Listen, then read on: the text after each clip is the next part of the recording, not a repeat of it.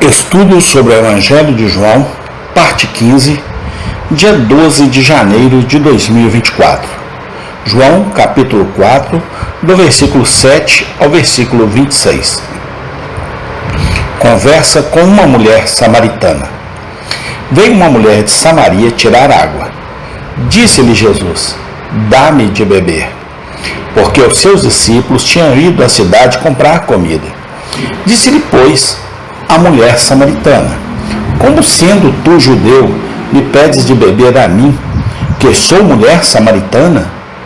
Porque os judeus não se comunicam com os samaritanos.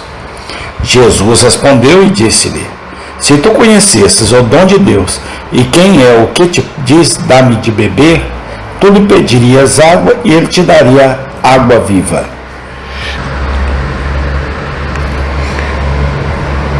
Disse a mulher: Senhor, tu não tens com que atirar, e o poço é fundo. Onde, pois, tem água viva? És tu maior do que o nosso pai Jacó, que nos deu o poço, bebendo ele próprio dele, e os seus filhos, e o seu gado? Jesus respondeu e disse-lhe: qualquer que beber desta água tornará a ter sede. Mas aquele que beber da água que eu lhe der, nunca terá sede, porque a água que eu lhe der se fará nele uma fonte de água que salte para a vida eterna. Disse-lhe a mulher: Senhor, dá-me dessa água, para que não mais tenha sede, e não venha aqui tirá-la. Disse-lhe Jesus: vai, chama o teu marido e venha cá. A mulher respondeu e disse: não tenho marido. Disse-lhe Jesus: disseste bem, não tenho marido, porque tiveste 5 maridos, e o que agora tens não é teu marido. Isto disseste com verdade. Disse-lhe a mulher: Senhor, vejo que és profeta. Nossos pais adoraram neste monte, e vós dizeis que é em Jerusalém o lugar onde se deve adorar. Disse-lhe Jesus: mulher, crê-me que a hora vem, em que nem neste monte, nem em Jerusalém adorareis ao Pai. Vós adorais o que não sabeis. Nós adoramos o que sabemos, porque a salvação vem dos judeus. Mas a hora vem, e agora é, em que os verdadeiros adoradores adorarão o Pai em espírito e verdade, porque o Pai procura a tais que assim o adorem. Deus é espírito, e importa que os que o adorem em espírito e verdade. A mulher disse-lhe: eu sei que o Messias, que se chama o Cristo, vem. Quando ele vier, nos anunciará tudo. Jesus disse-lhe: eu o sou, eu que falo contigo. João 4, 7, 26. A história da mulher samaritana, contida nestes versículos, é uma das passagens mais interessantes e instrutivas do Evangelho de João. João nos mostrou, no caso de Nicodemos, como nosso Senhor lidou com um formalista hipócrita. Ele agora nos mostra como nosso Senhor lidou com uma mulher ignorante, de mente carnal, cujo caráter moral era mais do que o normal. Há lições na passagem para ministros e professores, que eles fariam bem em ponderar. Devemos notar, em primeiro lugar, a mistura de tato e humildade de Cristo ao lidar com um pecador descuidado. Nosso Senhor estava sentado junto ao poço de Jacó quando uma mulher de Samaria veio ali tirar água. Imediatamente ele diz a ela: dá-me de beber. Ele não espera que ela fale com ele. Ele não começa reprovando os pecados dela, embora sem dúvida os conhecesse. Ele abre a comunicação pedindo um favor. Ele aborda a mente da mulher pelo tema da água, que naturalmente estava em primeiro lugar em seus pensamentos. Por mais simples que esse pedido possa parecer, ele abriu uma porta para a conversa espiritual. Ele lançou uma ponte sobre o abismo que estava entre ela e ele. Isso levou à conversão de sua alma. A conduta de Nosso Senhor neste lugar deve ser cuidadosamente lembrada por todos os que desejam fazer o bem aos irrefletidos e espiritualmente ignorantes. É inútil esperar que tais pessoas venham voluntariamente até nós e comecem a buscar conhecimento. Devemos começar com eles e descer até eles no espírito de ofensiva, cortês e amigável. É inútil esperar que tais pessoas estejam preparadas para a nossa instrução e imediatamente vejam e reconheçam a sabedoria de tudo o que estamos fazendo.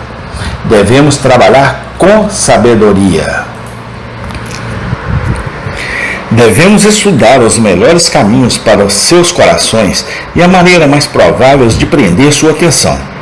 Há uma alça para cada mente, e nosso objetivo principal deve ser agarrá-la. Acima de tudo, devemos ser gentis nas maneiras e ter cuidado para não mostrar que nós sentimos conscientes de nossa própria superioridade.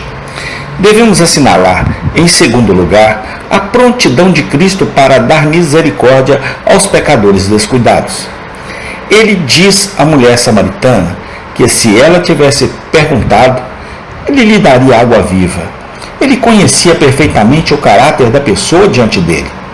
No entanto, ele diz, se ela tivesse pedido, ele teria dado a água viva da graça, misericórdia e paz. A disposição infinita de Cristo para receber os pecadores é uma verdade dourada que deve ser entesourada em nossos corações e diligentemente impressa nos outros. O Senhor Jesus está muito mais pronto para ouvir do que nós para orar, e muito mais pronto para dar favores do que para pedir. Durante todo o dia, ele estende as mãos para os desobedientes e contradizentes. Ele tem pensamentos de piedade e compaixão para com o mais vil dos pecadores, mesmo quando eles não pensam nele. Ele está esperando para conceder misericórdia e graça aos piores e mais indignos, se eles apenas clamarem a ele. Ele nunca se desviará daquela promessa bem conhecida: pedi e recebereis, procureis e encontrareis. Os perdidos descobrirão no último dia que não o fizeram porque pediram mal. Devemos notar, em terceiro lugar, a inestimável excelência dos dons de Cristo quando comparado com as coisas deste mundo. Nosso Senhor diz à mulher samaritana: quem beber desta água tornará a ter sede, mas quem beber da água que eu lhe der nunca mais terá sede. A verdade do princípio aqui estabelecido pode ser vista de todos os lados por todos os que não estão cegos pelo preconceito ou pelo amor ao mundo. Milhares de homens e mulheres têm todas as coisas boas temporais que o coração poderia desejar e ainda estão cansados e insatisfeitos. E agora, como era no tempo de Davi, há muitos que dizem: quem nos mostrará algo de bom? Salmo 4:6. Riquezas, posição, lugar, poder, aprendizado e diversões são totalmente incapazes de preencher a alma. Aquele que só bebe desta água, com certeza voltará a ter sede. Todo Acabe encontrará a vinha de Nabote perto de seu palácio, e todo Amã vê o Mardoqueu no portão. Não há satisfação do coração neste mundo, até que creiamos em Cristo. Só Jesus pode preencher os lugares vazios do nosso homem interior. Só Jesus pode dar sólido, duradouro, felicidade duradoura. A paz que ele concede é uma fonte que, uma vez colocada a fluir dentro da alma, flui por toda a eternidade. Suas águas podem ter suas ações de vazantes, mas são águas vivas e nunca se secarão completamente. Devemos assinalar, em quarto lugar, a absoluta necessidade de convicção do pecado antes que uma alma possa ser convertida a Deus. A mulher samaritana parece ter ficado relativamente impassível até que nosso Senhor expôs sua violação do sétimo mandamento. Aquelas palavras penetrantes, vá, chame seu marido, parecem ter perfurado sua consciência como uma flecha. A partir desse momento, por mais ignorante que seja, ela fala como uma séria e sincera indagadora da verdade. E a razão é evidente. Ela sentiu que sua doença espiritual foi descoberta. Pela primeira vez na vida, ela se viu. Levar pessoas irrefletidas a esse estado de espírito deve ser o principal objetivo de todos os professores e ministros do Evangelho. Eles devem copiar cuidadosamente o exemplo de seu mestre neste lugar, até que homens e mulheres sejam levados a sentir sua pecaminosidade e necessidade. Nenhum bem real será feito às suas almas, até que um pecador se veja como Deus o vê, e ele continuará descuidado, frívolo e impassível. Por todos os meios, devemos trabalhar para convencer o homem e a mulher não convertidos do pecado, perfurar sua consciência, abrir seus olhos, mostrar-lhes a si mesmo. Para este fim, devemos expor o comprimento e a largura da santa lei de Deus. Para isso, devemos denunciar toda a prática contrária a essa lei, por mais elegante e costumeira que seja. Esta é a única maneira de fazer o bem. Nunca uma alma valoriza o remédio do Evangelho até sentir sua doença. Nunca um homem vê qualquer beleza em Cristo como Salvador até que ele descubra que ele mesmo é um pecador perdido e arruinado. A ignorância do pecado é invariavelmente acompanhada pela negligência de ficar longe de Cristo. Devemos assinalar, em quinto lugar, a total inutilidade de qualquer religião que consiste apenas em formalidade. A mulher samaritana, quando despertada para a preocupação espiritual, começou a questionar os méritos comparativos dos modos samaritanos e judaicos de adorar a Deus. Nosso Senhor lhe diz que a adoração verdadeira e aceitável não depende do lugar em que é oferecida, mas do estado do coração do adorador. Ele declara: vem a hora em que nem neste lugar, nem em Jerusalém adorareis ao Pai. Ele acrescenta que os verdadeiros adoradores adorarão em espírito e em verdade. O princípio contido nestas sentenças nunca pôde ser fortemente impresso em cristãos professos.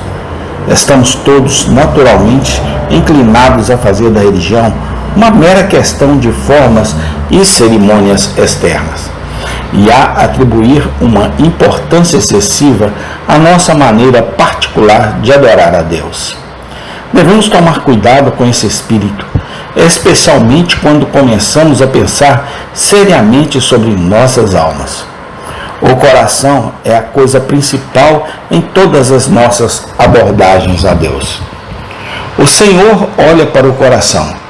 1 Samuel 16:7. O mais lindo serviço de catedral é ofensivo aos olhos de Deus, se tudo for feito com frieza, sem coração e sem graça. A mais fraca reunião de 3 ou 4 crentes pobres em uma humilde cabana para ler a Bíblia e orar, devemos assinalar, por último, a graciosa disposição de Cristo em revelar-se ao principal dos pecadores. Ele conclui sua conversa com a mulher samaritana, dizendo-lhe abertamente e sem reserva que ele é o Salvador do mundo. Eu que falo com você. Ele diz: sou o Messias. Em nenhum lugar em todos os evangelhos encontramos Nosso Senhor fazendo uma confissão tão completa de sua natureza e ofício como ele faz neste lugar. E esta declaração, lembre-se, foi feita não para escribas eruditos ou fariseus morais, mas para alguém que até aquele dia tinha sido uma pessoa ignorante, impensada e imoral. Lidar com pecadores como esses forma uma das grandes peculiaridades do Evangelho. qualquer que tenha sido a vida passada de um homem, há esperança e um remédio para ele em Cristo, se ele está apenas disposto a ouvir a voz de Cristo e segui-lo. Cristo está disposto a recebê-lo imediatamente como um amigo e conceder-lhe a mais plena medida de misericórdia e graça. A mulher samaritana, o ladrão penitente, o carcereiro filipense, o cobrador de impostos Zaqueu, são todos padrões da prontidão de Cristo para mostrar misericórdia e conceder perdões completos e imediatos. É sua glória que, como um grande médico, ele se encarregará de curar aqueles que são aparentemente incuráveis, e que nenhum é tão ruim para ele amar e curar. Deixe que essas coisas penetrem em nossos corações. O que quer que duvidemos, nunca duvidemos de que o amor de Cristo pelos pecadores ultrapassa o conhecimento, e que Cristo está tão disposto a receber quanto é todo-poderoso para salvar. O que somos nós mesmos? Esta é a questão, afinal, que exige nossa atenção. Podemos ter sido até hoje descuidados, irrefletidos, pecaminosos, como a mulher cuja história estamos lendo. Mas ainda há esperança. Aquele que falou com a mulher samaritana no poço ainda está vivendo à mão direita de Deus e nunca muda. Peçamos apenas e Ele nos dará água viva. Amém. Tem continuação. Obrigado, Senhor, meu Deus, meu Pai. Muito obrigado, Senhor, pela água, Senhor, pela fonte desta água que vem de Cristo Jesus, nosso Salvador. Muito obrigado, Senhor Deus, hoje e sempre, eternamente. Amém.